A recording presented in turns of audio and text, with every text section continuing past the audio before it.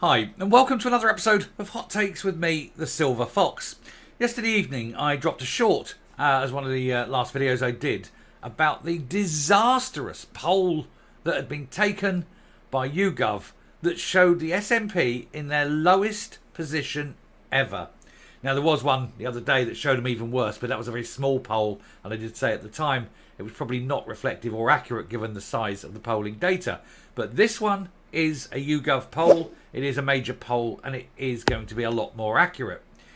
And based on those figures, it is horrific for the SNP. Brilliant for everyone else, but horrific for the SNP. We're going to take a look at the numbers, but they really do make appalling reading for them. They could be down to just 11 seats, and that, of course, dear friends, is before tactical voting. And given the swing, given the numbers, it is realistic to think that they could get 0 seats at all if people vote tactically. That's what we must do. Vote tactically, get them out and demolish them. And as Craig Houston says a lot, and which I always have agreed with as well, without the money from the short money and the $3,000 per annum that each SNP MP has to pay in, they are bankrupt. Everything adds up, and it's about £1 million a year shortfall, and they are in deep financial trouble. Let's take a look. So, annihilation for the SNP at the general election as a new poll puts Labour 10% ahead, with the Nats to win just 11 seats. Now, Labour have come from being about 11 points behind at the last election. That's why there were so few of them. And they are now 10 points ahead. That is a remarkable leap. Even a few weeks ago, they were neck and neck with Labour just going above. I think it was about 10 days ago. I did the video on how Labour had, for the first time in 10 years, got above the SNP by, I think it was about almost 1%. Now, 10% ahead. Climbing. The momentum for Labour is upwards. It is. And now climbing. The momentum for Labour is upwards. And it shows no sign of stopping. How far ahead can Labour go? How far behind can the SNP go? Remember as well, the Tories in Scotland are a little bit resurgent. They're expected to pick up more seats. Not so good south of the border for the Tories, you understand. But north? Well, they are, of course, a separate entity. But even so, it's surprising. But I suppose they're seen as the only viable centrist alternative. On the other hand, is it just down to the SNP picking dodgy leader after dodgy leader and inspiring no confidence? After all, they seem to keep the continuity gravy train running. Sturgeon to Humza Yousaf to now John Swinney. No real change, no change of direction. And for all his soft-mouthing, let's be friends, let's work together, that Swinny is showing, you have to look at his record. He is not all he seems to be. He is a very, very progressive taxation man. He's a very secretive man. He likes to make sure that nothing gets out. He destroyed his emails. Let's not forget what he has done. He's been responsible for some of the worst decisions in education ever seen. And I only have to think of the banana in the Nutella for that one. He pushes what would be in other places illegal material onto children and does it through the guise of education. If I stood in the street and handed out the stuff that he wants put in classrooms, I'd be arrested. This is who this guy is, and people are starting to see through it. And, of course, a lot of people are seeing that the SNP is a failing party. It's got no funds. It's bankrupt, fiscally as well as morally. There is no way back. Hopefully, they'll just be shown the door. And as I say, it is up to you, the voters, to vote tactically and get rid of them out of, first of all, Westminster, and then, of course, out of Holyrood.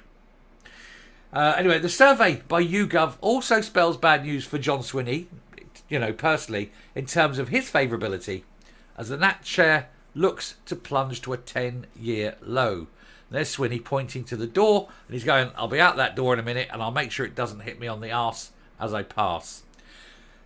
And the rumours are rife at the moment. They brought Swinny in to sit there and be a chair warmer. We're calling him the caretaker because it's all his job. He's the night watchman, if I may use the cricketing parlance.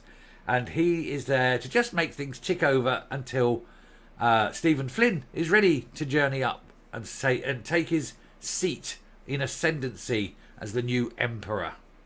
But alas, this dark Sith Lord in the form of Flynn may not be around. He may be voted out of Parliament at the next election. It looks very likely his seat is very much on a sugary peg, so he'll be gone. And then what's he going to do? Hang around Holyrood, making a bad smell?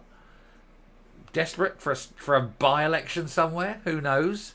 Then he goes in and he becomes leader and first minister for about 5 minutes if he's lucky. But that's the problem they have. They've got no other talent. There's no one else with... There are people with talent. Let me rephrase. There are people with talent, but they are not palatable to the extremists within the party. One only has to look at people who could lead the party. And you have the likes, of course, of Kate Forbes. Even dear Ewing, even dear Fergus Ewing, he could do it. Joanna Cherry, she could do it from a sedentary position in Westminster. They do like the leader to be in Holyrood, but it's not impossible for a non-Holyrood leader of the party. Just can't be First Minister, of course. But that's the problem they have. The very few that have got any kind of talent and the ability to do something even half competent, I'm not going to say do it well, but half competent, are unpalatable. They can't be chosen. It's a party filled with losers. Anyway, the SNP is facing disaster at the general election, with a new poll putting Labour a massive 10 points ahead. 10 heads ahead. YouGov suggests 39% of Scots will back Sir Keir Starmer's party, compared with just 29% for the Nats. It's a shame, isn't it? It is the lowest the SNP has polled since 2014 independence referendum. The survey also shows Scotland remains in favour of staying in the UK, while Scots have a negative view of Nat leader John Swinney. No surprise there. We all know his history, and we all know the things that we know. The study suggests support for the SNP has fallen by 4% since the last YouGov poll in April, and before Humza Yousaf quit as leader. In contrast, Labour share is up 5%. It would spell disaster for the SNP at an election, with swathes of seats going in Labour's former heartlands destined to turn red. An analysis suggests the Nats would cling on to just 11 seats, and Labour winning 35. Not enough, of course, for an absolute majority, but they could do a power share with one of the other opposition parties, not the Nats.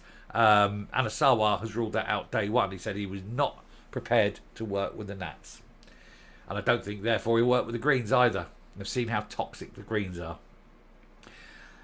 Elsewhere, the Conservatives are on 12%, the Lib Dems on 8%, and Reform UK on 4%. That would see the Tories cling on to their 6 seats, and the Lib Dems would go for 4 to 5, which is odd because the last poll showed the Conservatives gaining a seat or two, and so also the Lib Dems. But anyway, Labour has also edged ahead of the Nats in Holyrood voting intention, with the party in 35% in the constituency vote. This is Holyrood, of course, compared to 34% for the SNP. On the regional list, Labour holds a 4-point lead, 32 compared with 28 for the SNP. Results that would end the independence dominance of the party. Of the Parliament. The new FM John Swinney, 35% have a favourable view, with 38 who have an unfavourable view. So, -3 for John. And though that still makes him more popular than Anna Sarwar and Douglas Ross. Yeah, well, not surprising. They're both useless. Humza Yousaf is the most unpopular Scottish politician. No shit. With a net favourability rating of -40. My giddly aunt. The data also showed a third, or apparently a thrid of Scots. I think they mean third. Unless that's some strange usage I've never heard of.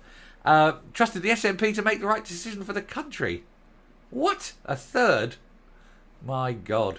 58 and 62 didn't have confidence in the party. Well, there you go. So 2/3 of the country think that the SNP is useless, and 1/3 think it's good. And yet, That 1/3 is less than the number of people who would vote for the SNP. Weird, isn't it? It means SNP voters don't think that they're any good. Scottish Labour Deputy Leader Jackie Bailey said the bombshell poll shows that Scotland's political landscape has changed and that the people of Scotland are turning to Scottish Labour to deliver the change we need. Well, she's going to say that, isn't she? But she's absolutely right. So, the most unpopular politician. Is anyone shocked? Not really. Not at all.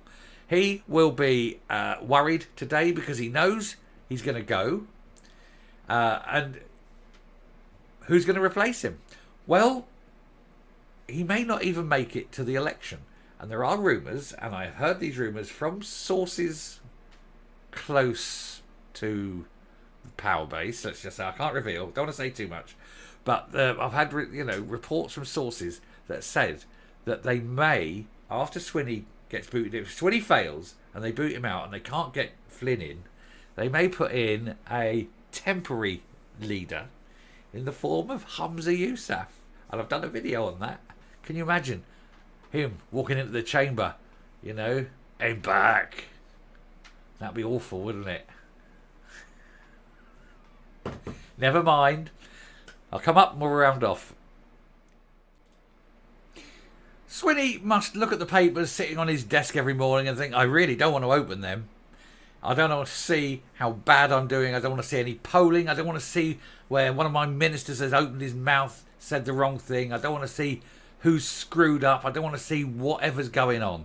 Because he must know everything his party does breaks. They have broken everything. They can't play nicely with their toys, can they? They're like 3-year-olds smashing it with hammers. Bang, bang, bang, bang.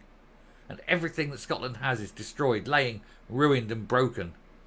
Psychopathic children running amok. And then Swinny sitting there and going, this isn't going to last, is it?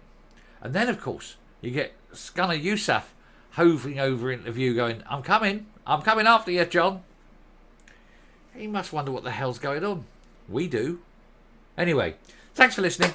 Take care. Stay safe. I will speak to you again later. Bye.